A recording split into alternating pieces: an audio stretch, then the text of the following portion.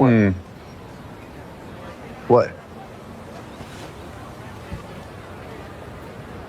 Yeah? It's just a little off. What do you want me to do? Do you want me to take it apart and put it back together? No. I was just... You just what? Hey, man, I'm sorry. I didn't mean to bum you out. I shouldn't have brought it up. Darn it, I can be such a jerk sometimes. Alright, welcome back to the channel. I'm going to go through another review of Superman 2025. It has come out on digital. I do not have it on digital. But the thing that I've been saying is that it's... first problem is James Gunn, to me. He does not do well for me. To me, he does not make proper choices and stuff like that. Okay, so I am going to kind of go through some different things. I already went through what I figure the numbers really are in another video, and made some comments about James Gunn in that, so I'm not going to continue to reiterate those things.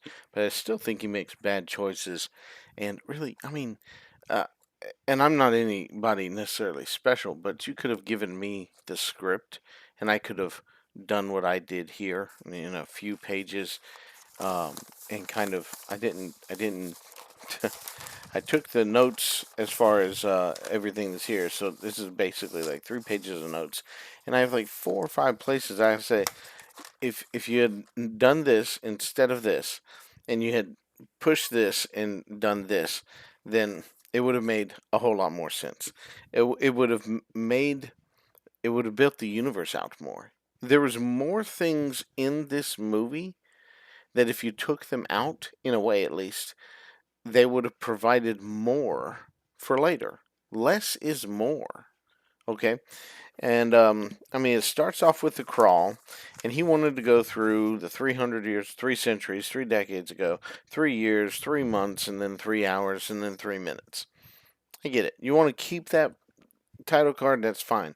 It could have been edited another way, where things happen and they later impact the story with what James Gunn was trying to do. Even they would impact the story in a different way. So shout out to, we're going to go over to this real quick. This YouTuber, Danny Riguno. Let me scroll this down just a tad for you. I'm not sure how to pronounce that exactly, but Riguno or something like that. It probably runs together in some way. It may be regional. I don't know. But anyway, whatever his last name is, shout out to him. He put together what people were speculating existed, a title cards where they would fit in the movie. He goes from Sunday through Friday. I suppose you could go to the very last scene and say that's Saturday, or something like that. Or even cut to the very end scene and say, oh, Saturday, and actually get a full week in there. But he does go through Friday. And I'm not really criticizing for it. He just stopped at Friday, and that's fine. It is the week there, so then the weekend begins.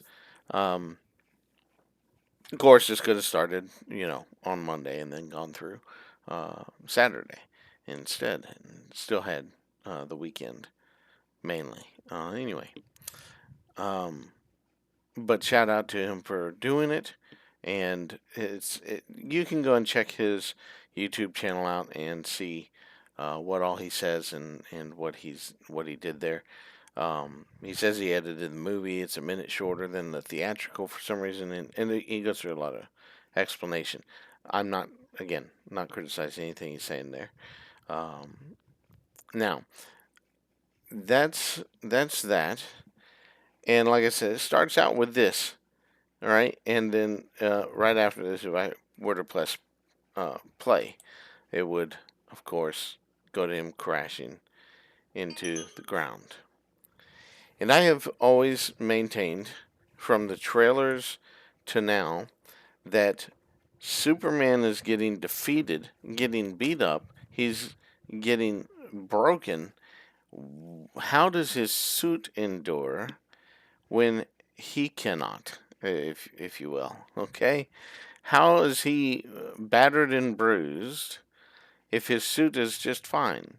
We see very shortly after this the Hammer of Bravia, throwing him around, grabbing his suit, eh, pulling at his cape. It just seems like it would have made a lot of sense. It always will seem that way, uh, to do it that way, where he Superman is wearing a tattered garment at least at the beginning when you've got this full on fight going on, where he's defeated. Now the okay, the landing is here. He's of course dragged to the fortress by Krypto. Krypto jumps on him 5 times. When he gets into that fortress, oh yes, spoilers obviously.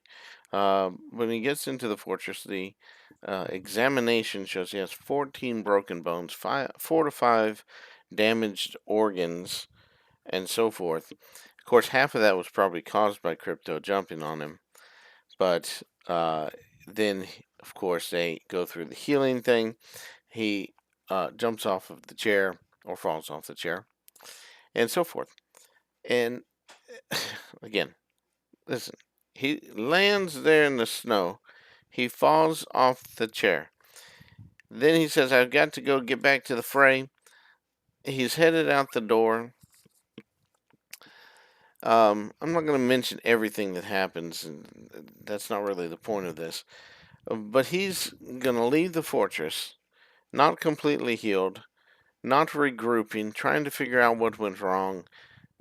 And he goes back to a fight that he immediately gets turned around and within a few minutes is twisted, turned upside down, punched multiple times, swung around by the leg, and flung downward into the ground to create a crater. A crater. Now, from this, the Malik character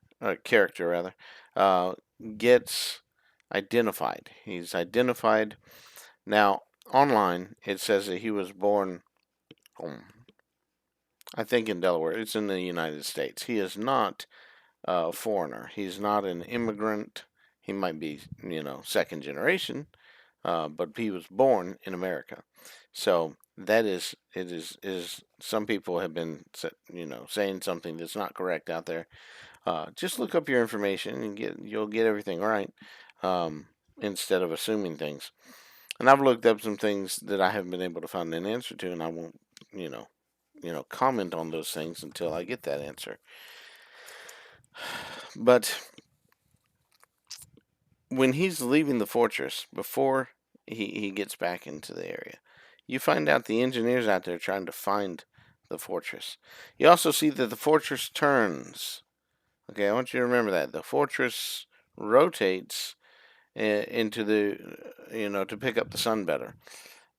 We don't see it move again, except for it goes down into the ice, comes back up later on. But it rotates this time to help assist with the healing. Maybe it was rotating back. And there's a standard place, and it rotates to, receive the sunlight or something like that. The entire thing rotates. Okay. It's a cool image. It's kind of unnecessary. I'm just saying. But when he does leave the fortress, the engineers out there wearing black, pitch black, wearing or is, that's her body or something, nanites. There's some weirdness about the engineer. However, there was potential there that was squandered, thrown away. There was bad dialogue given to her that, it's just, It could have been done different. And there are just choices that are made like, why is this happening? I'll get to that in a moment, though. But when he leaves the fortress and he's flying, cool flying scene and all that, and he's flying back to Metropolis, he's gonna get back in the fight. There doesn't seem to be a clear indication of how much time has gone by, and how long it takes to get there.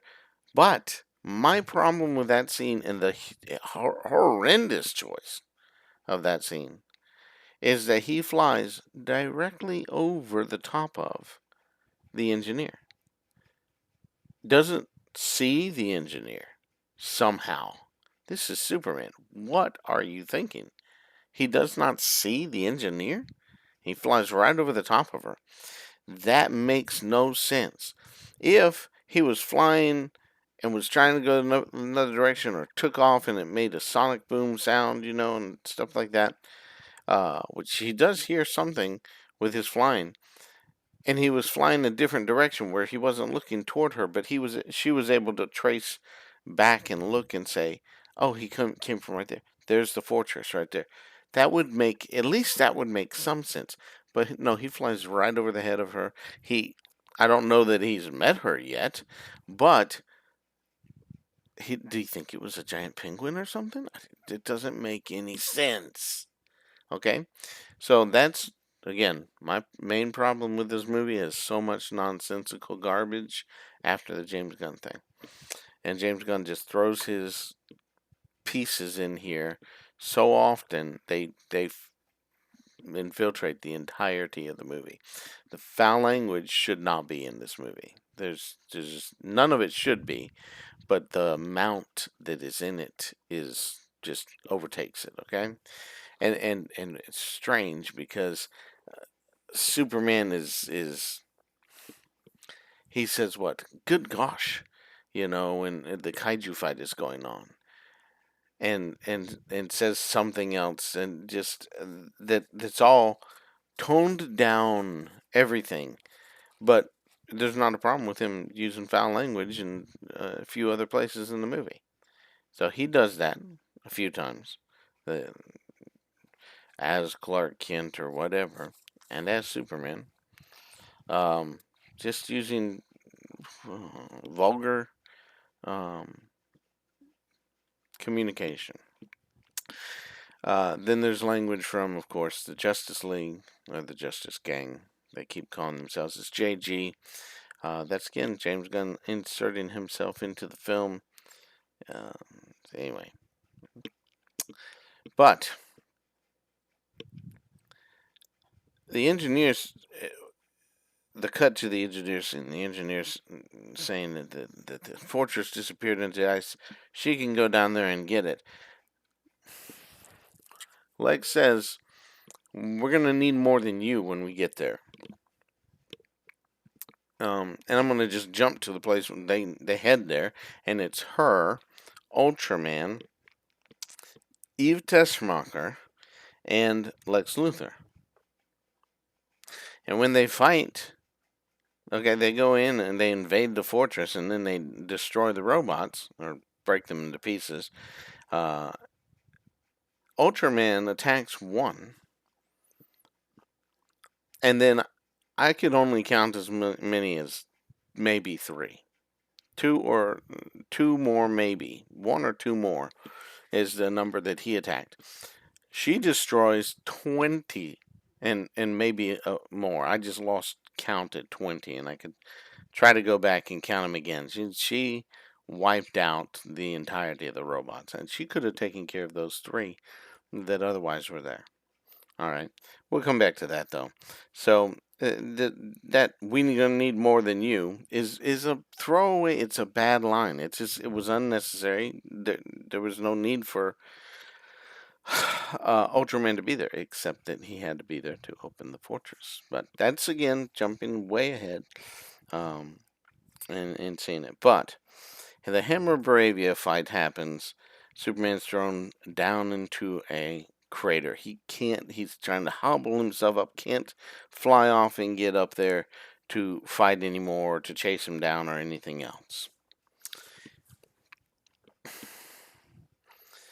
And then the Hammer of Bravia goes through some portals, and he's gone, disappears from the movie. Um,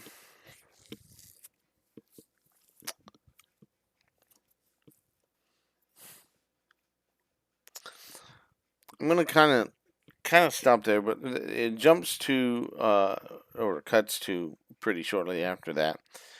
The Daily Planet and Clark going into the doors. He's showing off his newspaper to everybody.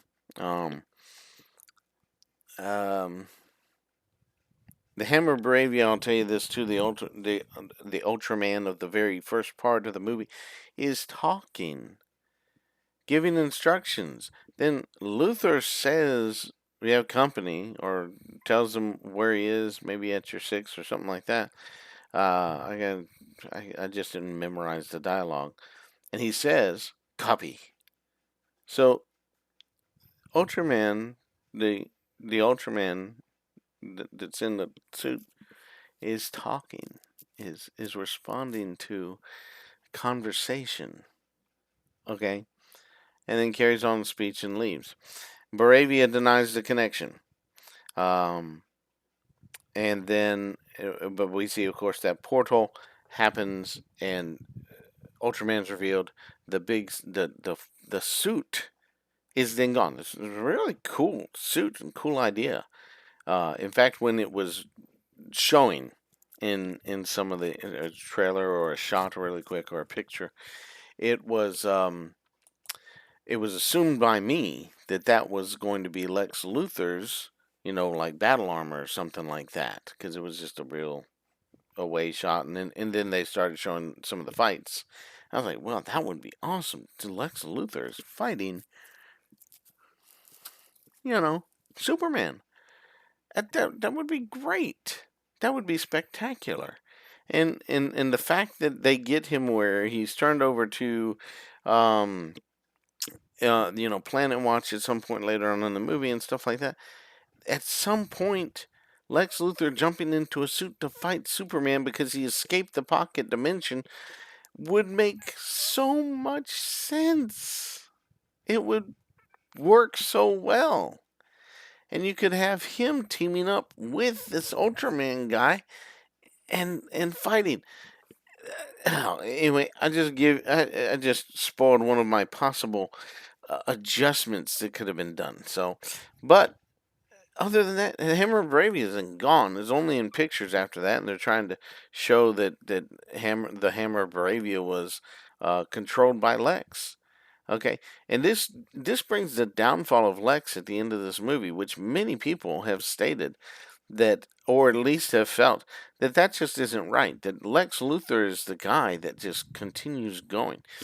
When John Byrne reintroduced him, he did a thing which got him thrown in jail, but of course was able to get out because for reasons. You can go back and read the Man of Steel series. He's third, or is it the fourth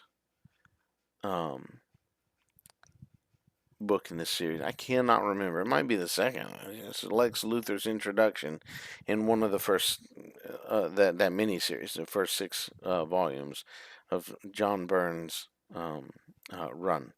I say first volumes, comic books. So the Lex Luthor one, and again, I forget whether it was the first or the second, rather, or the third, fourth, etc.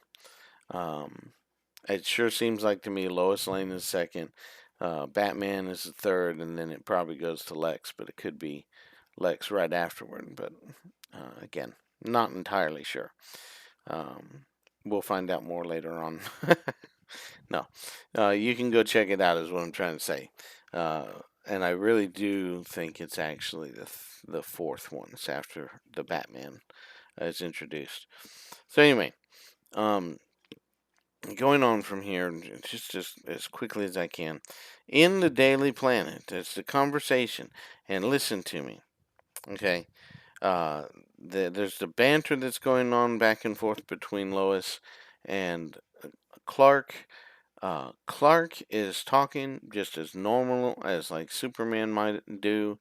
He got this deep voice. He sounds uh, every bit like Superman. Okay? He has a weird broccoli style haircut, I suppose. I'm not necessarily saying that it looked bad.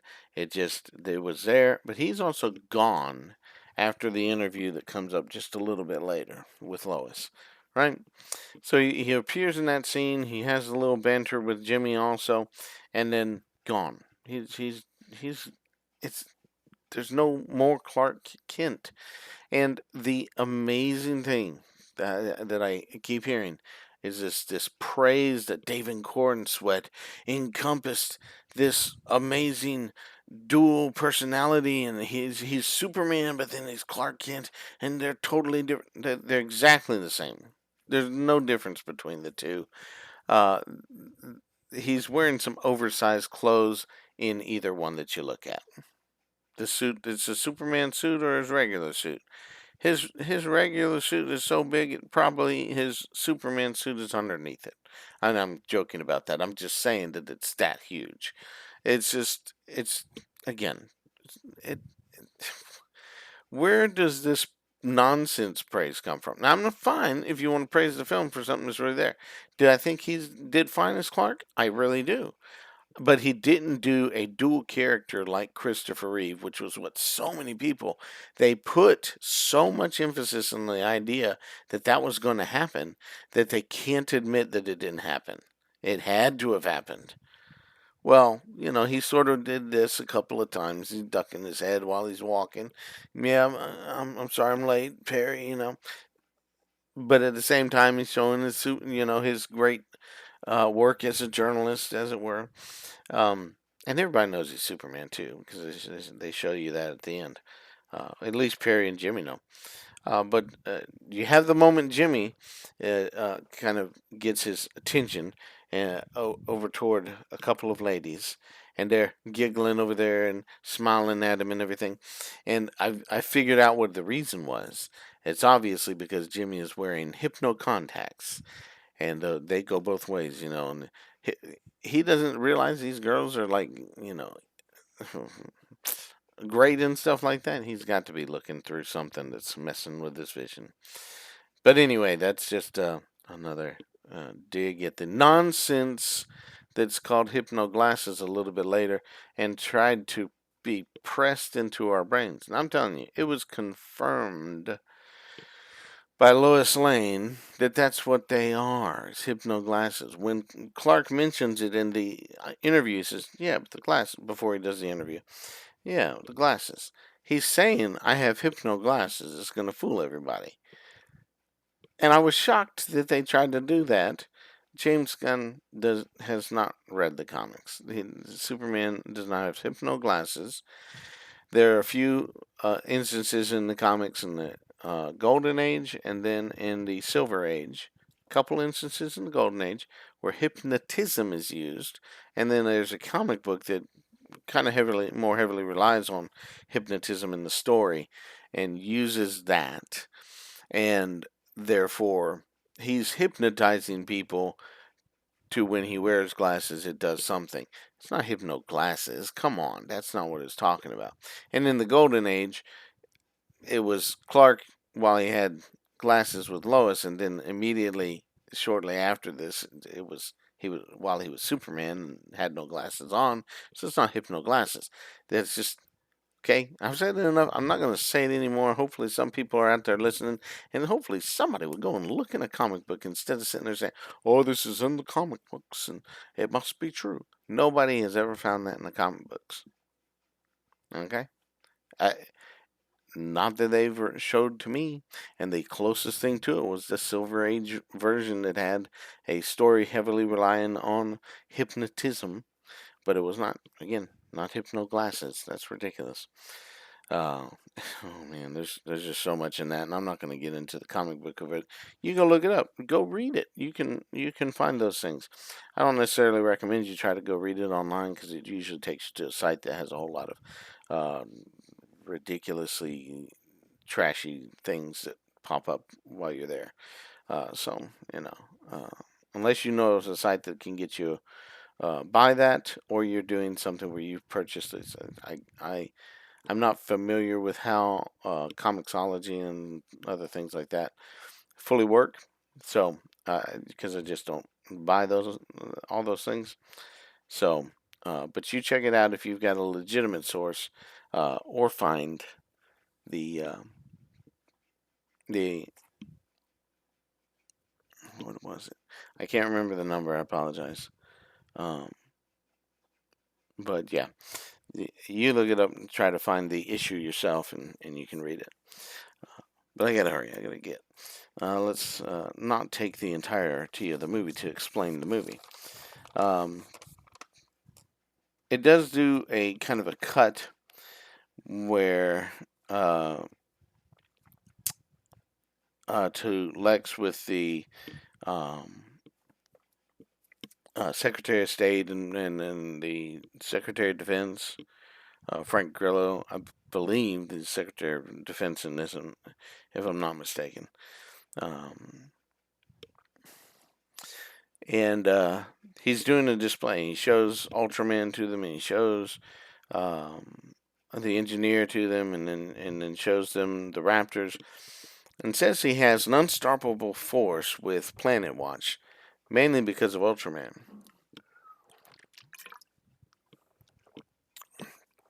And a better part of that should have been the engineer, but I'll get to that in a second. He does talk about chatter online at that point. Says Superman is becoming less popular by the day, but according to Chatter Online, which is his monkey bots in the other dimension, the Pocket Universe. Oh, anyway. Lois in the apartment does the interview. The whole banter between them. I'm going to kind of diminish the idea. I tell you what. Let me do this. Let me show you this. I'm gonna go over to this thing here. This is Tyrone Magnus. Shout out to Tyrone Magnus. But he has two videos. First one was this. It was kind of a suit design. Trying to kind of look at it, and it shows him without the trunks. What would it have looked like without the trunks? And it actually, in some ways, looks a little better, but it's not a finished thing. If you actually look at what he's looking at, it's a partially done outfit, so it's not completely done.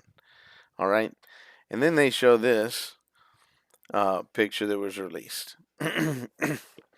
What I want to do, I want to click on it, open it up. It's probably going to give me some volume. So, cross that out. And we get our ad. Let's skip the ad. Alright. And I'm not going to try to hear anything he says. And I'm kind of not doing that. I think he enlarges this. Perhaps not. Kind of shows us. Well, anyway, that's good enough. And I won't zoom in on it, but I kind of need some context. I see this, and there's no lines and anything like that, and I see this little tuck in here and stuff like that. I want to know at what point in the process he's making this. This is not an attempt to make a trunkless outfit. And notice, as I've been saying for a long time, the dad bod structure. At this moment, he is not trimming out. It may be, of course, he's loaded up and he's getting ready to go exercise more, make this quite a bit larger and stuff. But this is certainly being tailored still. This is a work in progress, not a trunkless outfit. Okay, there's not even a belt on here, and there's definitely a lack of the lines. There's a few of them, but there's a lack of lines throughout the suit. So this is not a finished product. This is not in there entirely, and so forth.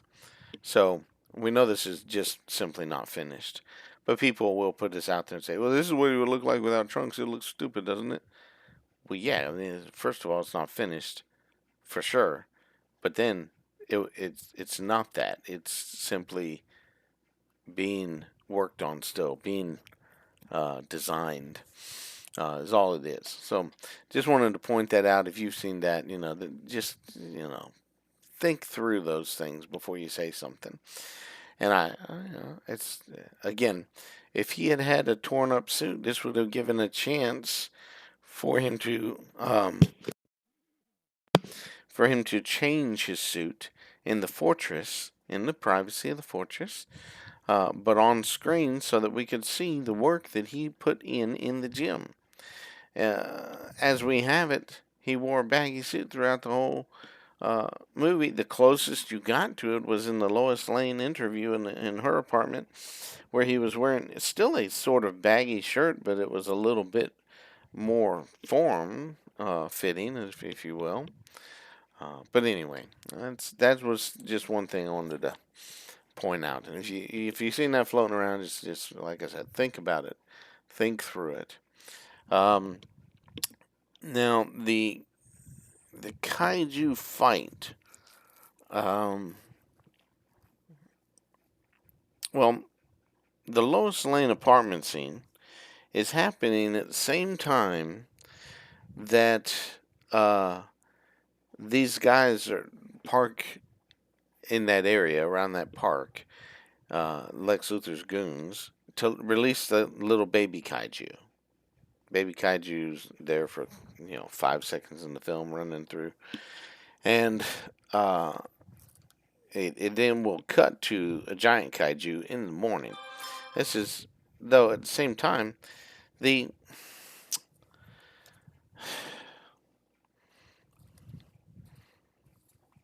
before the kaiju scene happens, I just didn't get enough of this into it. I've already mentioned it, though, is that they head into the fortress. So while they're at the fortress, there's supposed to be this distraction happening. Now, where exactly it fits in, because he says that there's a distraction, does it cut back to them releasing the distraction? Or is it saying they're there during that night while that distraction's happening and Clark is in the interview area? And then in the interview, there's the message that he believes was given to him by his parents is given. So he gives that out, and then the kaiju fight happens. Again, Clark's gone after that. Again, Clark has not played any different. But the engineer and Ultraman and Lex at the fortress, destroying the fortress and breaking apart robots, is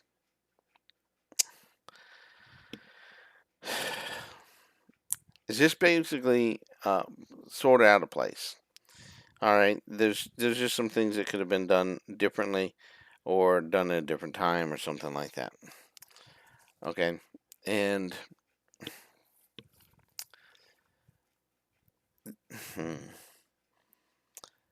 I can't get into that just yet. But again, the kaiju fight is the distraction, and sometime in there. I mean, how long is the flight to Antarctica?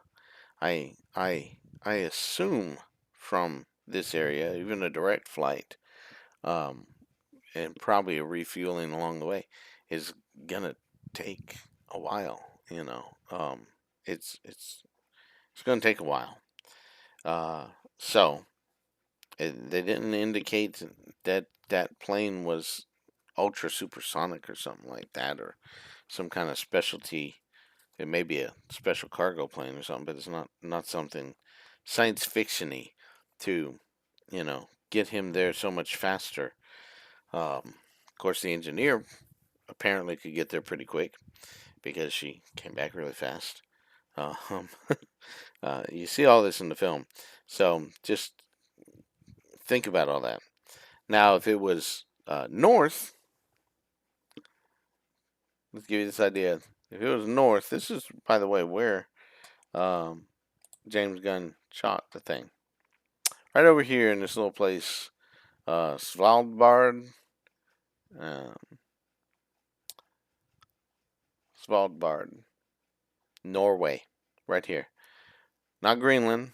Not a lot of room there. Not in Canada. If I'm not forgetting my Superman history, Canada is where we got all the way to Russia. Yeah, Canada is where um, the parts of Superman in 1978 were shot. Northward. Now this is just a little ways. It's not too far away from where maybe Metropolis would be. You just fly up this way. Maybe go to Greenland or go up into Canada. Into the northern island here somewhere. Who knows? Something like that. Maybe up into here.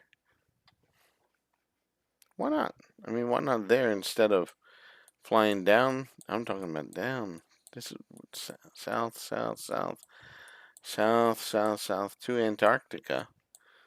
And assuming is somewhere like in the middle of Antarctica. Now, there has to be some mountain range not too far away. And he's got to fly over like a sea of ice. I'm just trying to look around and see if I can come up with anything that looks kind of like what we saw in the movie. Oops.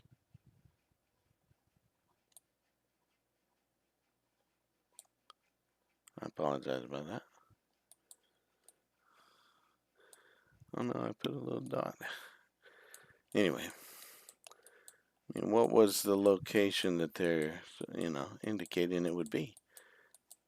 There's plenty of places it could have been. We looked at up north already, but and anyway, wherever it was, that's a distance, and it kind of shows his speed and stuff like that. Superman's at least that's great. However, he's not moving that fast as we're watching him. He must speed up along the way later. But anyway, just wanted to point that out. This is where they filmed it. It was up in here in Norway, and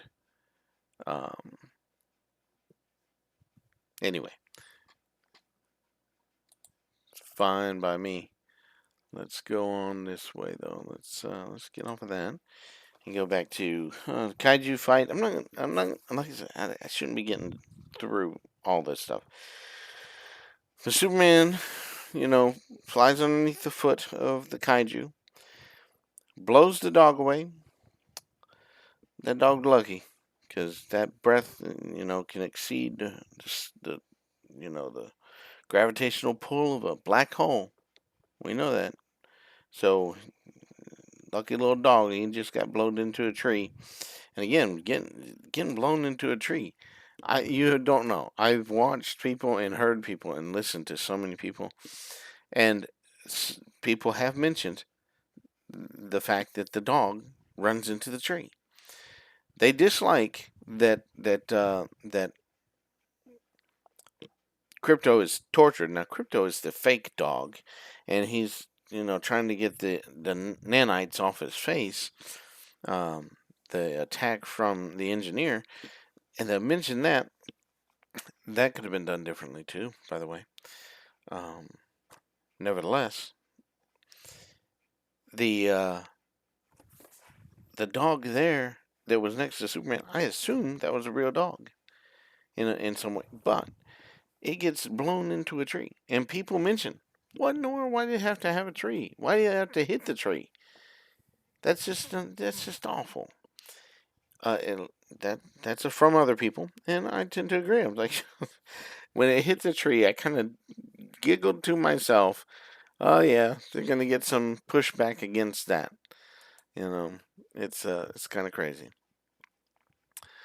Let me get rid of this link here. All right. But in the kaiju fight, by the way, the kaiju blows fire Superman is sort of blocks it with his arms, right? And then turns around. So everybody okay? Which they really aren't, because a blast of fire came through that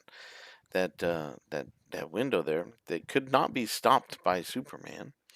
Uh, uh, Putting his hands up, and his face gets soot on him, and his clothing is, I'm gonna say charred.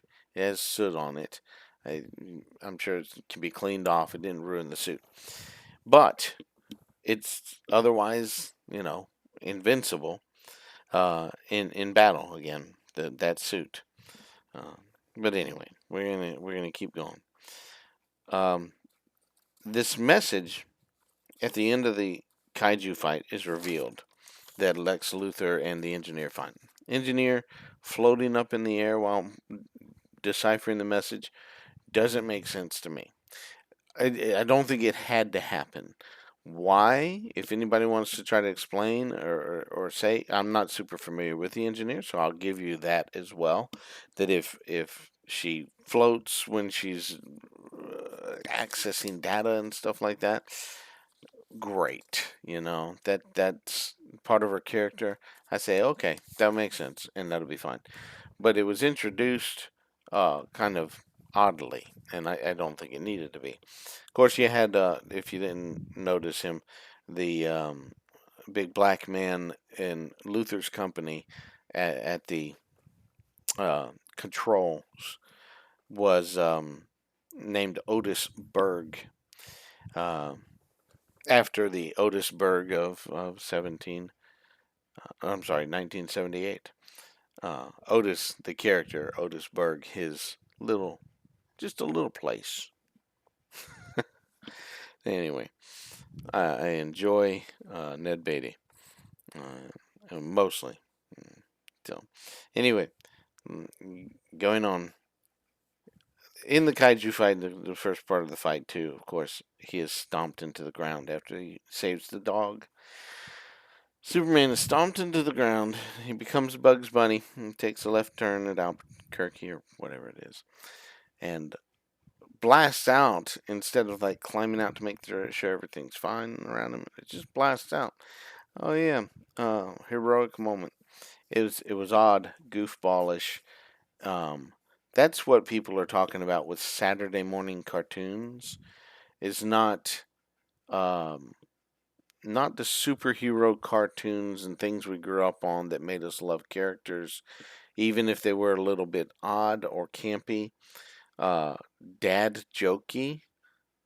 That's a lot of stuff that's in there.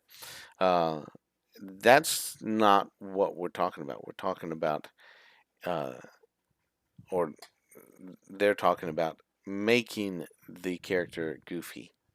Okay, so anyway, getting past that, I'm okay. I'm going to continue going. This kind of brings me in, and it'll happen more and more. It happens many other times. The advertising for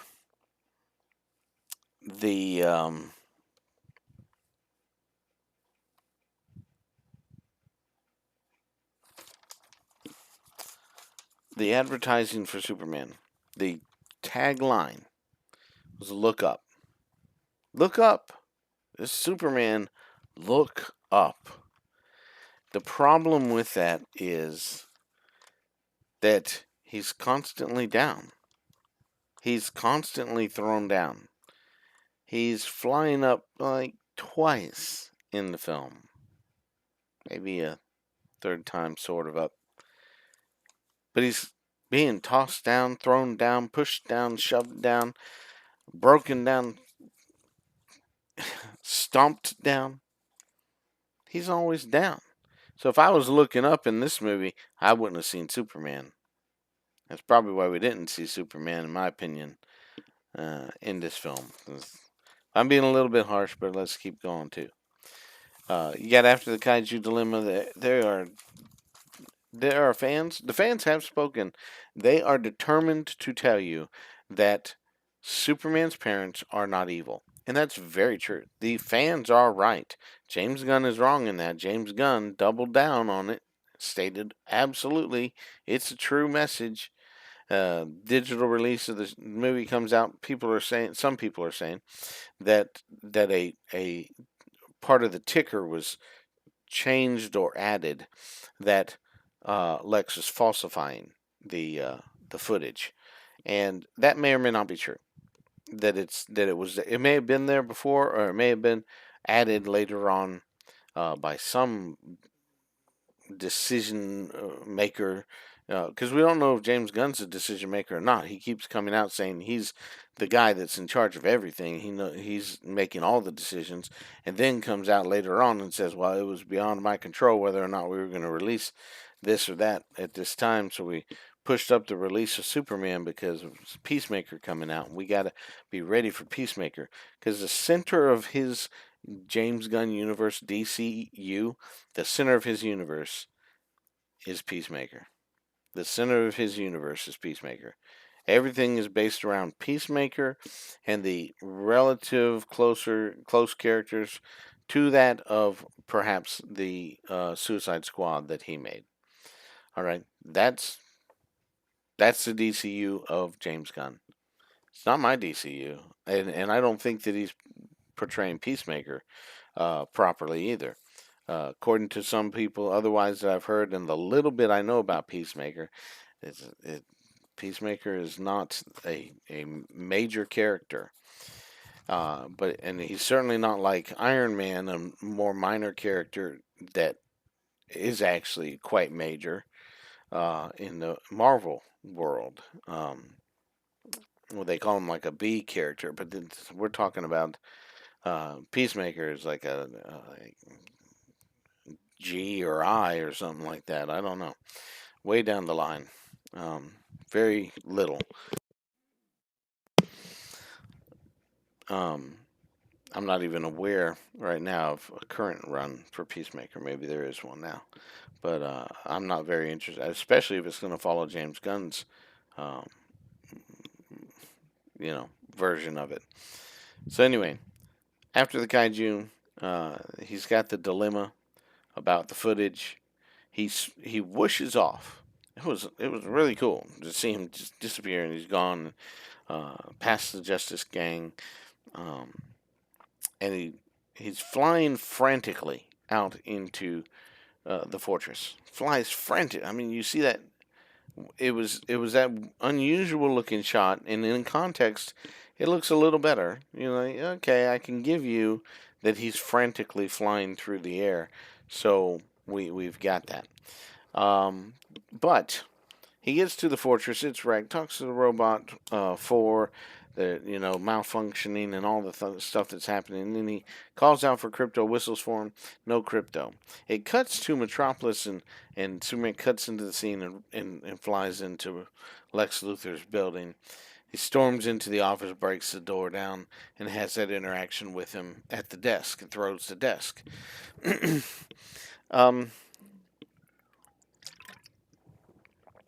I think there was a few things that were missed there. If we're gonna re-edit the movie, we'll come back to this real quick because at the end of this, because I got to get through.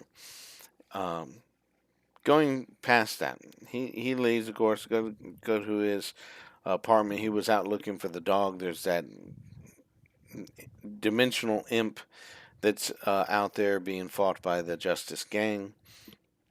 They're going to take care of it. He has a conversation with Lois about punk rock. Now, I'm not into punk rock, so I don't get a message out of that. To me, punk rock is not worth listening to. So I don't relate to it. It's not going to connect with me. It's like, maybe that's the real punk rock. Well, again, it doesn't hit in any way for me at all. All right. Now, it's not a terrible interaction, though.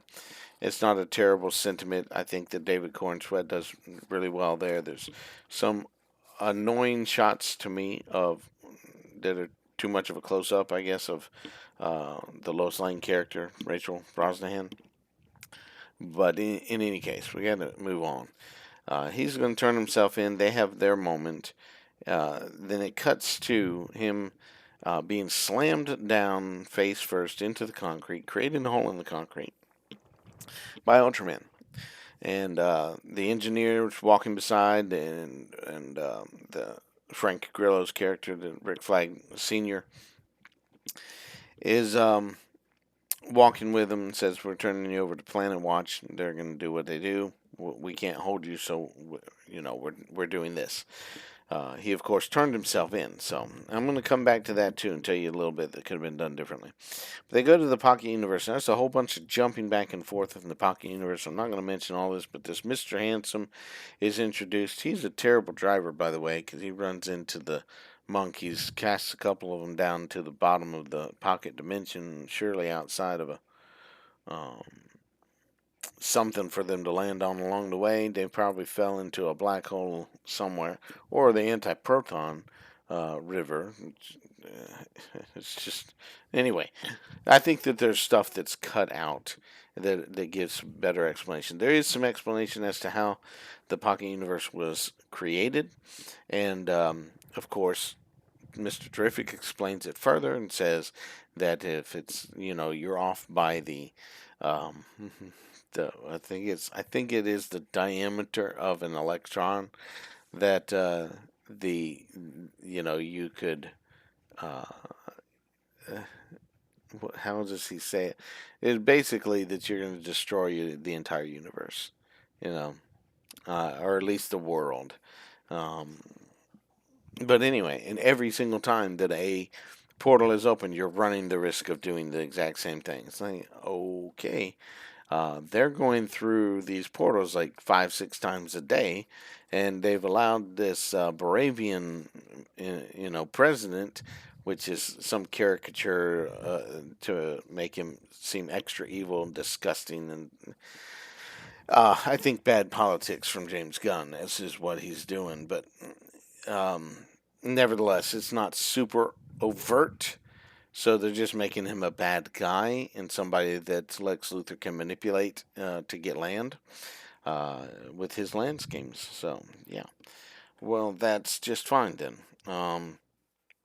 Now, moving on though.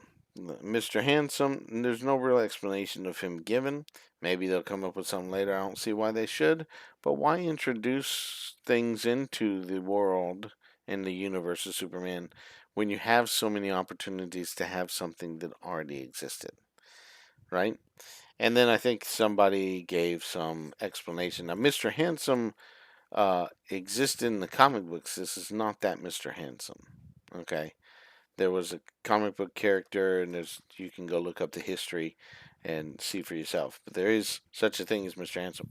That's the problem I have, is why call him Mr. Handsome?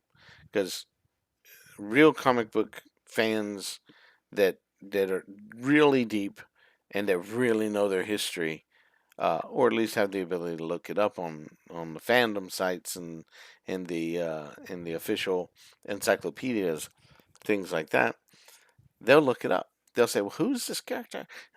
Oh, there is no Mr. Handsome like this. So why did we do that? Uh, and they did a fine job with Metamorpho of saying he's the Element Man. And I don't know enough about Metamorpho, but I do know that that's how he was initially introduced. And since he's called Metamorpho in his comic book run, I assume he's not constantly called the Element Man, So anyway, but there's just there's seemingly again scenes cut because Superman's not as social as he should have been. When he met Metamorpho's sitting over there as a sad looking guy, sitting down, he's moping. There don't you have a hopeful, cheerful, happy Superman that would have been maybe friendly toward this man? Was he too distracted by looking for the dog? Is that what it was? I really don't think so. This doesn't. This doesn't make good sense. The way that this kind of falls into place, he's really threatening and keeps the kryptonite on him all night long because the little digital baby across the way. By the way, if any Superman fan goes to the Fantastic Four movie and First Steps and says, "Hey, that digital baby looks really crazy," you're gonna have to admit that Baby Joey doesn't look very good.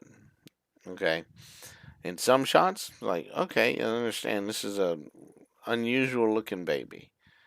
Okay, but it's from Metamorpho and a regular human lady, which you see later on sitting on the couch with him. As far as I know, now maybe I'm wrong about that, but I don't think I am. But that doesn't, again, that doesn't make sense. Okay, I would like more backstory about Metamorpho. I'd like to know why he's put in jail. Did Lex Luthor just have some raptors go and kidnap his son? And then when he came outside to find him, he took him into custody. Said, "Watch it. Don't do anything. Don't try anything, and we'll go and I just have a use for you. You're gonna create kryptonite and stand there over Superman.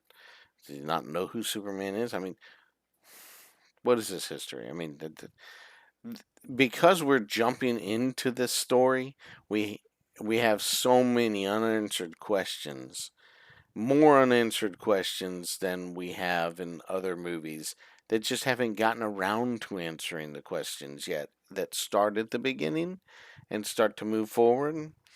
So, yeah. Anyway, there's just a lot of questions that I have.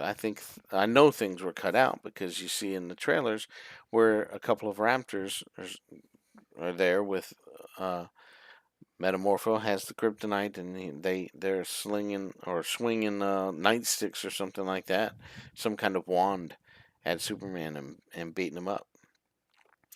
And I mean that it should be in the movie. That's why I say hashtag release the gun cut, because they cut out a bunch of stuff from this movie that maybe would make some things fit a little better. But we got to get going. We got to get done because I want to be finished. Um, Cutting back and forth, you saw the monkey bots. There's not a lot of explanation as to how this prison system actually works. It's too dark and we're too far away from people. I don't even know if I'm supposed to recognize that one man that they were looking at when they said some government opposition was involved, and so the government was paying Lex to have these certain people put away. His ex-girlfriend is there. Why didn't he get? I mean, it had sort of a close-up for her. Who was that other guy across? It looked a little bit like Grant Gustafson. I don't know. Did he capture the Flash from the CW universe? Anyway, whatever the case may be, I don't know what's going on there. Cuts to the Daily Planet and Lois and Jimmy dealing with stuff. Bravia ramping up their invasion again. Jimmy gets in touch with Mutant Toes, whoever that may be, his source, to show that Superman's in a pocket universe. Now, it cuts straight to the Hall of Justice, where the Daily Planet has already published a first-page story about the Pocket universe. You can go check it out. It's all over the internet now on YouTube. People are watching this movie, and if it cuts to that part of the scene, it's immediately after she finds out that there is a Pocket universe, claims that Superman's connected to that. So they publish it in a moment of time and get it distributed in that half hour, because maybe it's the next morning. Now that is the indication of the edit by Danny that we looked at toward the beginning. So anyway, it's just another thing that's like, how are you doing this sort of? We did this. Now, having said that, I can buy that the day before they were dealing with getting the information in the story, and they produced it and published it that, for the morning. Uh, and maybe they have a morning and evening edition with the Daily Planet. That could be, but I don't know. And of course, there's online stuff, but I'm talking about the newspaper that Hawk Girl is reading in the Hall of Justice is saying that he's in the Pocket Universe. And I'm sure it was written by Lois Lane, although I didn't see it because I didn't take the time to zoom in or dig into that. But I'm pretty sure it was written by Lois Lane, and it's a criticism. So anyway, moving on. Um, they they go from there. That is Terrific and Lois. And she was headed to her car, which is registered in Delaware. The license plate says Delaware. So I don't know. Is Metropolis in Delaware now? Maybe. Maybe does she live in Delaware? Is that where her apartment is? I don't think so. It seems to me that it's maybe though. Maybe she commutes that far. Um, but anyway, if somebody knows where Metropolis is in this universe, the closest information I've got is there's a Delaware tag on Lois's car, and I assume it's her car because she said it was hers. Maybe it's a rental.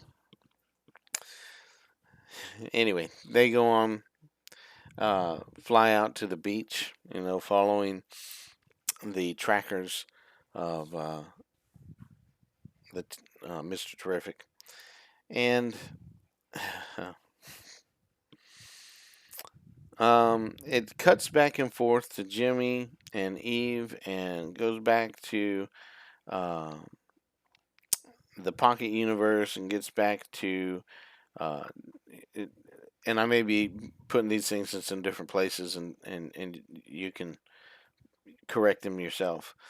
But when they arrive on the beach, they have a beach fight for Mr. Terrific. Now it's kind of cool. There's that needle drop, which I despise. They should have had something with the score to me, but James Gunn can't help himself. That's one of those things that I do not like. It does not appeal to me. It didn't appeal to me well in Guardians of the Galaxy either, and it could have had some new score put in there. So all the needle drops in the movie, I would remove if it were me. But I also think that the fight is wrong because there's 30 or more people that he fights and defeats in fairly easily, if you will. I I don't know if you've ever punched a helmet, but there's a lot of punching helmets in movies that I'm thinking, wow, this person has got to be like super strong or something. But there is that in this movie, and then of course the T spheres are taking care of a lot of it, and but it is a Guardians of the Galaxy style thing, a Marvel version of things, and it is what it is because, like I said, so it's in a way it's pretty cool, but and well shown as far as spinning around and this and that happening, uh, and there's more to see than you could probably catch the one time viewing it, which many people will only watch the movie once or twice. And if you don't at your house, slow it down and sit there and watch, pretty much frame by frame, a little bit by little bit, and say, okay, this is what's happening, then you won't get it all. But the fact that the Raptors are so easily defeated when they have gear that's supposed to stand up to Superman in a lot of ways, it doesn't make much sense to me that they are so easily taken out. And I do mean, to me, it's fairly easily. Okay. But anyway, they go on to go and try to rescue Superman out of the Pocket Universe. There's a whole goings on of the river, the anti-proton river, down there that would tear apart humans, but Superman is okay, but his suit is certainly not. Wait a minute, it must be fine. Yeah, that thing is made of less destructible things than Superman himself, okay? Um, Nevertheless, he's being washed down to a black hole, being punched a little bit while trying to, maneuver the baby away from danger, and finally blast one of them. Crypto grabbed off at least one, I think the second, though, as well. Uh, you watch it for yourself. But cutting from this and that, going back, it cuts to, um, well, I had the Eve stuff. I already mentioned that. Again, just poor Eve. Anyway, um, Eve is somewhat a favorite of a lot of people for kind of just being portrayed as just a ditzy blonde, and ultimately being smarter than that, but not fully turning from that. Like Superman 3, you got the ditzy blonde that of Webster's that is actually really smart and only shows it behind the scenes, sort of, and barely. He, he says things from time to time. Anyway, Superman 3, check it out yourself. It's not as bad as some people want to say. Um, but anyway, let's see here. Beach flying. Oh yes, and I already mentioned the breath being able to escape a black hole. Because that's how they get out of it. He's washed out of the river. He's in the air. He's being held on to by uh, Metamorpho, but Metamorpho is able to hold Superman, but not able to hold his baby. It's there's a lot of confusion to some of these. Again, a lot of questions for the Metamorpho side of things, and there's inconsistencies, but nonetheless, he had to wrap his arms around him because otherwise he was going to get sucked into the black hole himself. Crypto wasn't helping out at all. Superman calls him a bad dog. For those of you that want to sit there and make um, comments about people that say that Crypto's a bad dog in the movie, Superman calls him a bad dog. I'm just quoting Superman. But he doesn't do anything. And Superman saves the day by blowing air into a black hole to escape the gravitational pull of a black hole.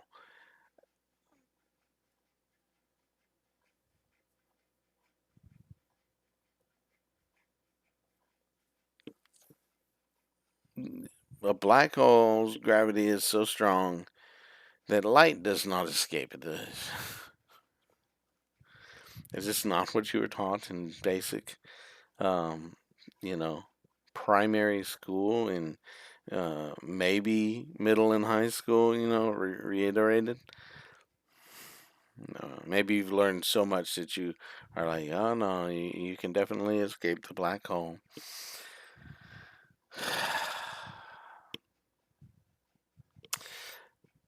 And he does it with his breath.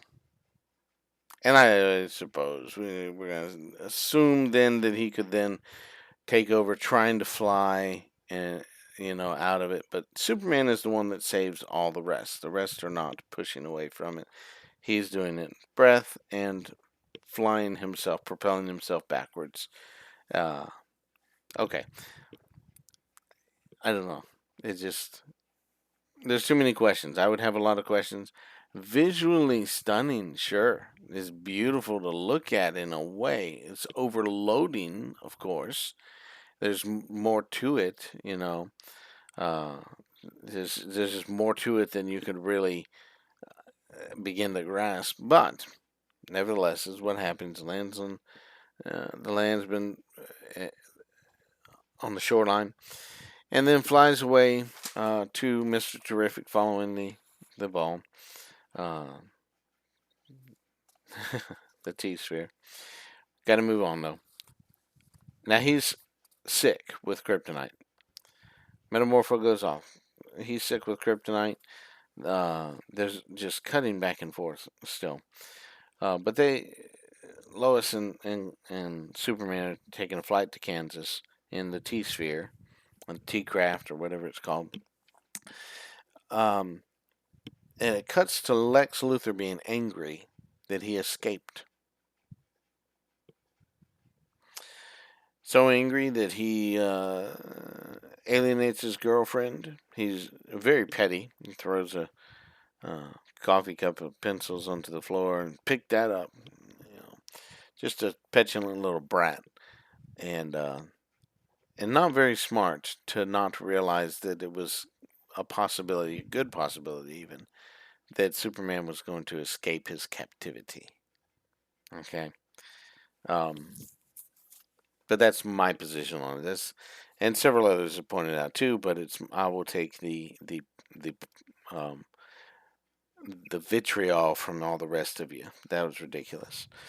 Uh, anyway, there's so much I want to say and get into, but it cuts back and forth to that, and it goes to Kansas again, and Superman laying there on the bed. Um, the journalism that Lois and Jimmy are doing there. Lex Luthor opens the portal to draw Superman back, basically, which isn't even on the TV set in Smallville. That's not part of the news that's happening when he does look at it. When he wakes up, though, the dog is laying there on his chest, laying there on top of him, looking at him, wagging his tail, and it continues on. He has the conversation with his dad. I contend that it's not a good conversation. It's not a good message. Claiming somehow that parents are useless as far as what the good message that they're supposed to give them as far as who they're to turn out to be, what kind of person they're to turn out to be. I differ on that. The message is different. You can read the Bible and get the right message, and not worry about me trying to explain it to you. Okay, but it's not. That's a modern day version of the ideas that are going on nowadays in political realms and in the social realms. Just again, people not wanting to follow the Word of God, so they're following what they're following, their philosophy, and it's not very good. It's no, it's not good. Now, there's some some feeling to it, sure. And the dad, by the way, I was wondering if I was watching Identity. The the actor that plays the Jonathan Kent was in this movie Identity that had John Cusack and I forget the young lady that was in it. And it was more than a decade ago, and I forget exactly when. But it's about a person with schizophrenia, but they don't want to say the multiple personality disorder. Um, but then it's got a new name now, and I usually forget what it is. Um, Identity dissociative disorder or something like that. I don't know. But anyway, uh, the movie Identity, in that movie, he's in his acting. He flicks his eyes back and forth really quick. I can't do it. I can't like look back and forth as fast as he flicks his eyes, and he does that in this scene as well. He's flicking his eyes back and forth real fast. It's like I know that guy, and yeah, sure enough, Identity is where that's been seen before. If not other movies that he's been in, and I'm not familiar with those characters, but everybody's watching the TV when he's told to go to the box and stuff like that, and of course, Mr. Terrific has to say, no, no, no, you have to come to Metropolis where this rift is going on because we have to close it. But everybody's watching TV otherwise. Everybody's watching TV otherwise, which is looking at Baravia and the invasion, and this child raising up a flag calling for Superman. With the rift happening, then they say there's a mandatory evacuation. It's after the rift was spreading. Buildings are about to start falling down. Sorry, fans. You cannot tell me that they call for a mandatory evacuation very shortly, okay, before this rift gets to them. This rift is not very far away. It's in that camp area, and it's splitting toward Metropolis. And so there's not a good amount of time. There's not a good full. I'm looking for a particular word, but I'm just going to live with the idea. It's not a full evacuation. There are people still in those buildings, and there's at least 4 buildings that topple over, and I think a 5th building that is then falling toward that car that Superman finally stops. There are people in those buildings, because that's 4 or 5 buildings away from where the rift was, and they can maybe say, "Oh, well, the rift is right here," and then people in the middle are like, "Oh yeah, we have to evacuate." I could not find the Daily Planet still in that, and I don't know why they were so frantic in evacuating, but they had not evacuated by the time that it got to that area. So again, I say, baloney. Stop trying to just say, because we said evacuate, therefore everybody's safe in town, and Superman saves every little squirrel that comes by. No, just stop that, okay? Just stop. Just come to reality, okay? But these things are happening. He, of course, rises in that semi-iconic kind of pose. It's just too far away to really see it. People have made comparisons to other things, like the Jurassic World, the one where they're trying to escape the Fallen Kingdom, and saying that's images like the Brontosaur, where the dust is there. It does look kind of similar. I'm not going to say that's exactly it. My issue is that he's a little speck. Way back far, you can just see that somebody's floating out there. But I can't really tell who it is necessarily. If I didn't know it was Superman, I wouldn't automatically assume it was Superman based on that. If you put it into like a trailer and said, "Hey, this is the character guy," I don't know. It's not going to work for me. If you had gotten a little closer, it would have been better. But they didn't. Have you watched it on IMAX and you're sitting up close to the front? You might have seen it a little better than I did in the many times that I watched the movie. But anyway, the buildings are falling down. Superman holds that building. Then they get knocked down as they're discussing what to do and to go to get Luthor. They're knocked down again into the stadium, and a fight with the Engineer and Ultraman ensues. Now, Terrific is knocked out. So then that fight continues. I'm going to fly through some of this.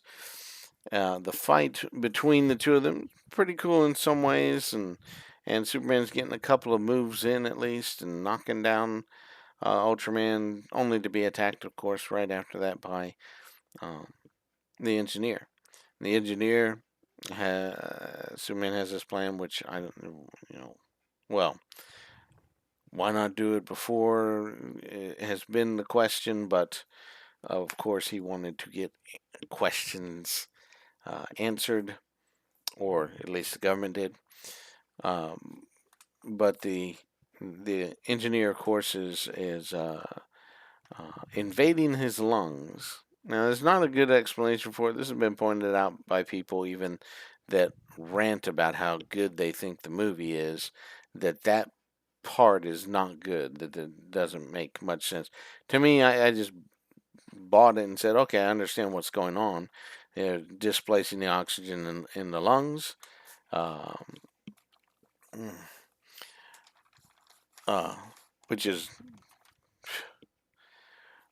what happens when you huff like air conditioned refrigerant. It displaces the oxygen in your lungs, and and and people get high because they're the oxygen is leaving their brain, you know, and you can of course suffocate by doing those kinds of things. And that I think includes all the paint spray into a rag, and people pass out doing that because, and it's hopefully the rag falls away from their face and they can get some oxygen. Um, Carbon monoxide also, if I'm not mistaken, you know, removes the oxygen from your lungs and stuff like that too. So anyway, I buy into that idea and said that's fine. So, but finally, Superman flies up and not above us. We're kind of doing this a different way, and it cuts back and forth from Jarampur and Baravia, but then comes back. The journalism of the team in the T Sphere is revealing all these different things. There's all kinds of stuff happening. It is ADHD happening in this movie at this point. There's just so much. Not just because it's cutting back and forth so quickly, but there's just so much exposition dumps and things that are going on that it's just so much. Now the cutting to Jarnpur is still the fighting. It's not the team getting there yet. So, but he flies up with them up into the upper atmosphere or to space. When he begins to fall down, I heard the Spider-Man strings come on. And you check it out, and you'll hear it too. But they fall down again, this time, Superman's intention. Falling down essentially to knock out or to kill, whichever he was trying to do or whichever would have happened. Because why? Why did Superman do this? Who knows? But he falls down. They all fall down together. Knocks out the engineer. And Ultraman, of course, has his headgear torn up in the ground. So they get the reveal that he's the clone of Superman. They fight. And you get the Baravian president is intercepted by the Justice Gang's Hawk Girl, which is a murderer, and kills him. Go back to the Ultraman Superman fight. Lots of fighting and fighting going on. The reveal that is just baffling that Superman did not see these orbs flying around the Hammer of Bravia and Ultraman during their fight so that he could be beaten up by them. And couldn't discern that those things were communicating with Lex Luthor and so forth. It's insane. It's insane. And then, but anyway, the fight goes on. The Crypto is brought in to destroy all the little spheres and take away the control from the ability to control, at least mostly, the character of Ultraman. And ultimately, Superman throws Ultraman into a black hole. Now, I know, and you should know, that he's dead, therefore. Just, but, science fiction being what it is and fantasy, maybe we'll see this Ultraman show up later on. The Raptor fight comes and goes so fast, so quickly, so easily. Just to me, it's too brief. It happens fast. He cuts them all in half, or they put on better armor since dealing with Mr. Terrific, because otherwise, they're all dead. Apparently they're alive. You heard little oofs and stuff when they hit the ground from 30 to 50 stories up. They must be fine though. No problem. They're good. And then Superman flies into Lex Luthor. Lex Luthor calls him an alien. It's using bad language too. This is throughout the movie. And then the speech happens. And it's not a very good speech. I did not pull it up, but on YouTube you can see conversation between David Cornsweet and James Gunn about the speech. David Cornsweet wasn't getting it. He was saying the character has already learned this lesson and stuff like this. He's not going to talk the way that I'm hearing this. I don't know what you're looking for, because James Gunn's direction at first was just something about yelling something more. You go check it out for yourself. They go off away from each other. I have a lot of respect for David Cornsweet for really just trying to get at what James Gunn was trying to get him to say in the way. Say, it seems like my character has already learned this stuff and everything. And he says, but there's this. Okay. So you want me to do it more? Okay, I understand the way you want me to do it, is David Cornsweet's realization. And he goes and he performs. His performance is great. It's not Superman. It's not good. I don't like it. It's just bad. It is a bad version of a concept of him being for humanity. Okay, in spite of the fact that he is an alien, but he's for humanity.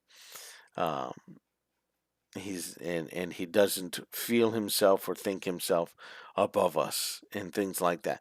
That's really what they should have been portraying. That's not what they were trying to portray, and therefore it's bad. The way that it was portrayed is bad. The concept is bad. And when you look on YouTube, you'll find that there's a line that's deleted from what he says in the YouTube, and it's changed to something else. So you know that it got some backlash that no, this is not good. So well, we'll change it to this.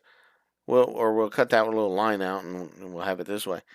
Uh, Even still, it's not good, but it's slightly better than that. But there's a whole lot of down in this. There's a lot down, and of course Lex Luthor is beat up by Crypto. All for that. He cries, and he's because all the people are turning against him. He's being proven to be in the wrong, um, etc., etc. He's going to Belle Reve with a broken arm, of course. Um, there's a lot to this that just it doesn't make a lot of sense, but we're gonna keep going. There's a celebration and it's cutting back and forth. Celebration. Now, if you watch that celebration in the T Sphere, there's an awkward embrace with Perry and Kat. Like Kat is not having it. There's something about it that was maybe the best take that they had, but there was I don't know what it was, but you watch it and you'll see there was something where Kat was not liking it. I think Kat is greatly underused in this movie. And there's obviously some stuff that was cut out with her too. Because we saw it in the trailer and then it wasn't in the movie. So in a 2-second moment even. And I know that there was more. The interview that happened, the interview in quotes, they go into the train station or whatever it is, fly up and kiss. And Perry and Jimmy look at each other, and Perry says, "How long has that been going on? How long have they been hooking up?" He knows. Jimmy knows, because Jimmy knows that Lois and Clark are hooking up. Whether or not they think it's hooking up, whatever. Again, Hypno glasses, my foot. This is just plainly obvious. It all kind of winds down there and go to the fortress. You get the new footage of the parents is going to happen, but Supergirl is introduced. Supergirl is introduced as a drunk slut. Now, that's it's not necessarily me saying that, okay? This is a video on YouTube.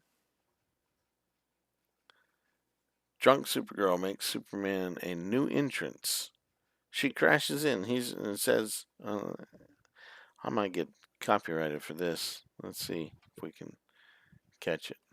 Listen to this. Why did you move the door? I didn't move the door. Where? Where's my dog? And they proceed to say that she goes to party on other planets. Because she can get drunk there. To party. Okay? So, this is the way they're portraying her. You can see just in how she's stumbling around and stuff. My initial thought when I heard it the first time, she said, "Why'd you move the door?" And he said, "I didn't move the door." And he pointed. Well, it's true. Maybe he didn't move the door, but the fortress moved earlier in the movie. So maybe she had a point. Maybe it did move.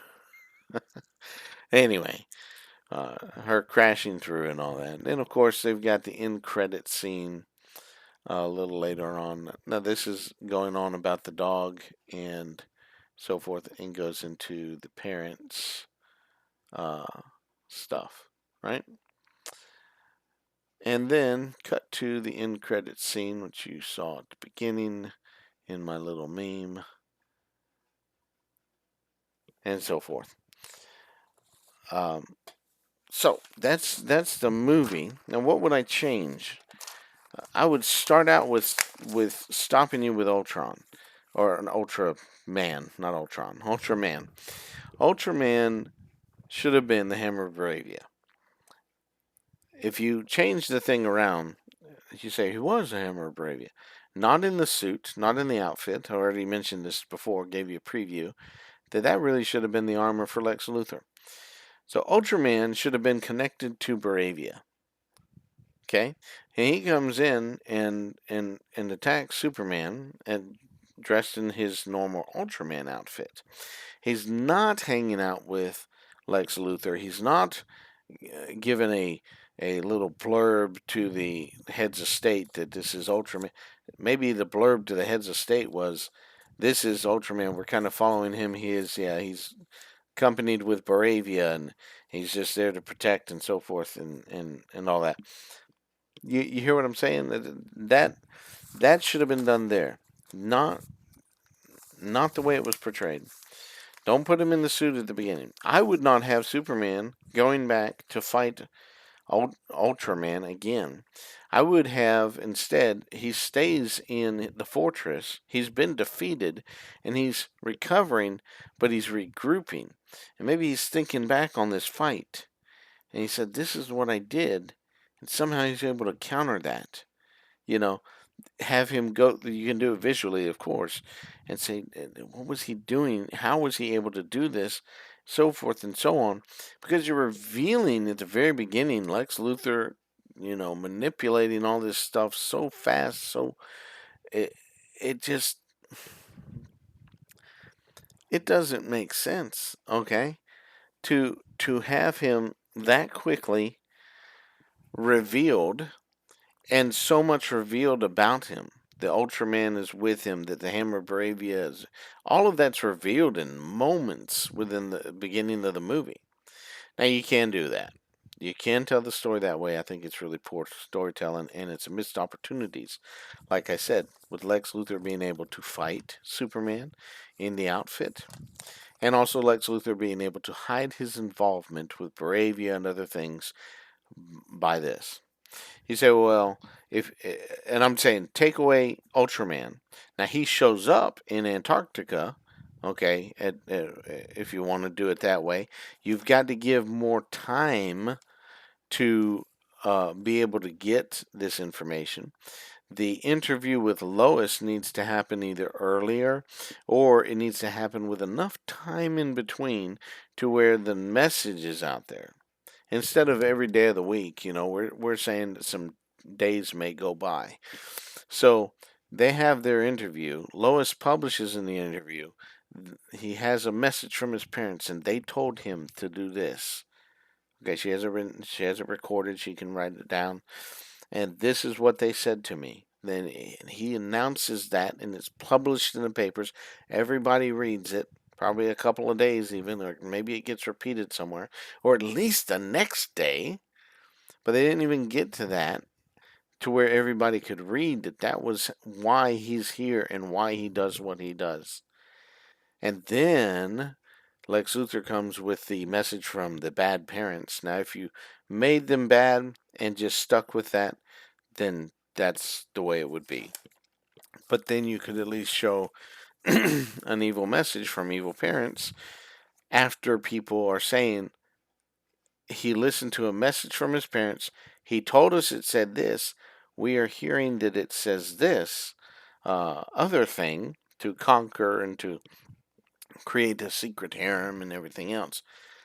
That would have played right. That's a thing that missed opportunity to get that information out there to where it sinks in, and then you come back and play on that and deal with the public's fears.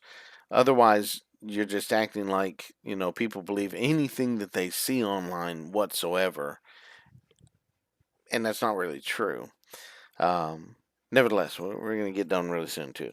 But I would change that, and I would make Planet Watch the engineer and the Raptors, not Ultraman. Let him be a part of Baravia. Let him he's actually Lex Luthor's and supplied to them, but they are the ones that are claiming him instead of disallowing him and just ending the Hammer of Baravia storyline there at all. You let him be over there, okay? He's gonna be there for a while, at least in sight, okay? And I know that there's some things that would have to be, reworked to make that really work well with the journalism that happens later on. I say journalism is Eve Tessmacher's, selfies revealing all these different things. So that there's truth to that. That there's a little bit more that needs to go on. However, that's how it would have been better this way. Ultraman's not totally out of the picture. He's just out of the picture there. He's part of Baravia. And don't show that Lex is dealing with Baravia so quickly. Right after the reveal of the message, he walks through the portal and goes and gets his donut and is for some reason there during the interrogation and the shooting of Malik and all this just and he plays it off and they're laughing because he's a insane leader. Again, I think it goes to some politics and stuff, and it's not very very good idea. But yeah, put Ultraman, instead of standing by handing people donuts, should be just over there in Baravia saying, I'm standing for our country and you're not going to come and mess with our country again. And then,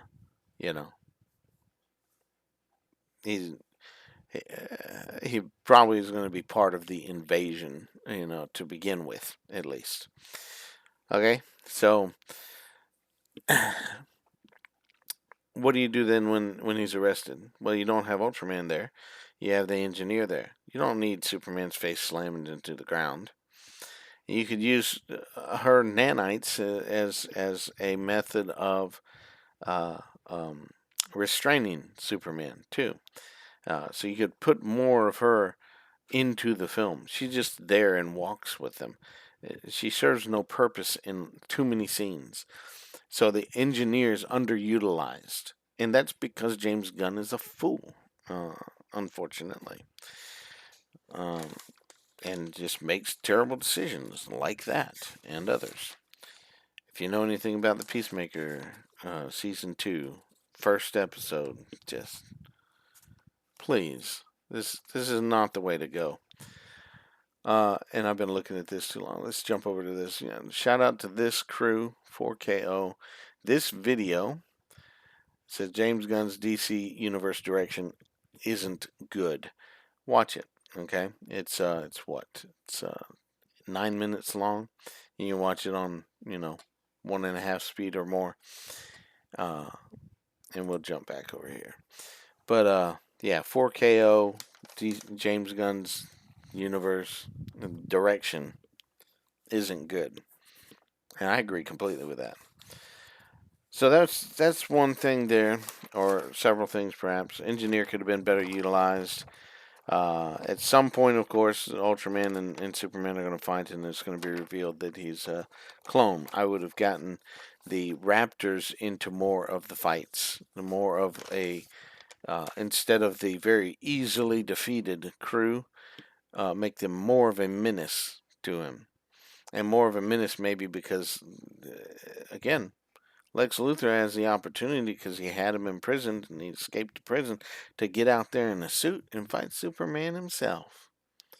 Get in there, fight with himself, just get into that fight. And maybe Superman then it can sort of recognize that there's moves that he's doing, okay, in that outfit that mimic the Hammer of Bravia. He's not the Hammer of Bravia because he's seen the Hammer of Bravia in the Ultraman outfit, or he's seen the Ultraman outfit before. So that's one thing I'd change. I'd put Lex Luthor out there in the fight in a mechanized suit of that like. That would have to me made a lot of sense. It would have done well. It would have given a more rivalry to them. Plus, there's still that division, and then they can have the fight, and he calls back, Ultraman away from the invasion, and they have a fight with the two of them trying to defeat Superman. It would change a little bit of the way the fight may be structured and stuff, but he's already taken care of the Raptors. The Raptors be out of the way, and then ultimately fighting them. And when he gets them put down, and the news changes, then Lex Luthor's going to be able to say like something to the effect of, "Oh well, I had him in custody. I was asking questions, and he just escaped, so I was going to take him down." And you can have the Ultraman be sucked into a black hole. And there's no need to talk about him anymore. He was part of Baravia anyway. Baravia is being condemned, and all you have is some information and some you have some legal documents and stuff like that about land transfers and that sort of thing. He could deal with that in court, and then Lex Luthor, as he does in the comics all the time, in these next stories, will get away with what he did. And get away with it because people aren't seeing all the things he's doing. But no, it's not played that way right now. That's the main stuff. That little bit, though, will give you more reason to believe people would believe that that the message they were seeing was true, that we then interpreted it instead of Superman telling us what it said, and that we can't trust him and so forth. It would give more weight to that. But the ADHD nature of James Gunn and crew in the company that's doing things now doesn't know how to do that. So they had to shove these people together, throw in this possible opportunity, that then is squandered. All these squandered opportunities exist there. There's only a brief moment where Superman's trying to reach, the engineer. Does she get turned around? Is she going to be good in the future films? Find out the evil of Lex Luthor? Where is she going from here? Because I didn't see an arc. Okay, maybe she's like, that'll create the dimensional rift. You're going to kill people was the idea, and she realizes from all the anger, and the crazy things Lex Luthor is doing toward the end that she shouldn't be fighting with him, except for she goes and fights with him. So, it's just those are the things that I mean when I say missed opportunities and things that should be done differently. Um, and in the background, I'm kind of watching the Man of Steel. Strange, like you can't see it right now. Let me jump back and forth there. Huh, that's interesting. But we don't need to see that. Shout out to Holden Hardman. You can go check his channel out, Holden and Jen Hardman. And this was an interesting watch. And want you to, if you've never seen any of his stuff, you can go check him out too. And let's see here. I'm not going to do some of the things I was thinking of at this moment anyway. But yeah, ultimately it does boil down to this title here. That James Gunn's DC direction, universe direction isn't good. And this movie was cut down to do this. And like I said, a couple of changes really, would have greatly increased the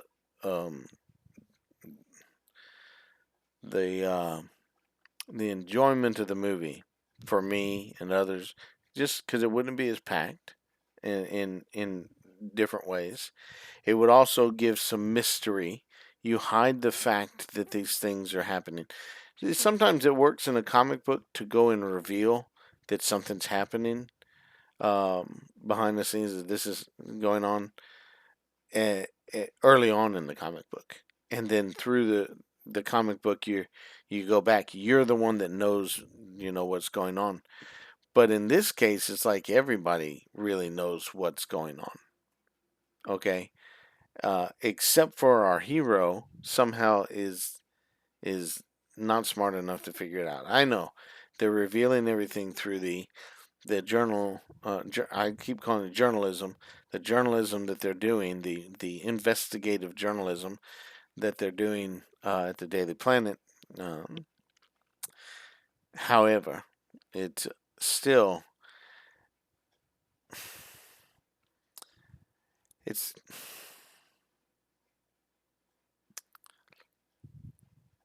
still would work better in a movie to play the mystery, where he's behind things, but you ain't able to prove it yet. You don't know why. You don't know why you think that or what's going on.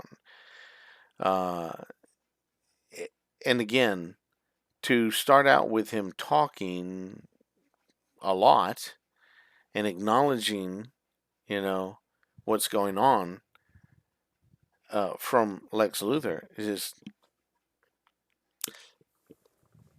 So I would have that part cut out. The fight that you see with the Hammer of Baravia would be cut out. It would be played differently, like played back in his mind while he's recovering from the fight, and that would make more sense. And just let it be the Ultraman costume, and like I said, let him be connected with Baravia. Let that happen instead of creating a scandal that then Lex Luthor is going to be found liable for, because he's found liable for lots of stuff.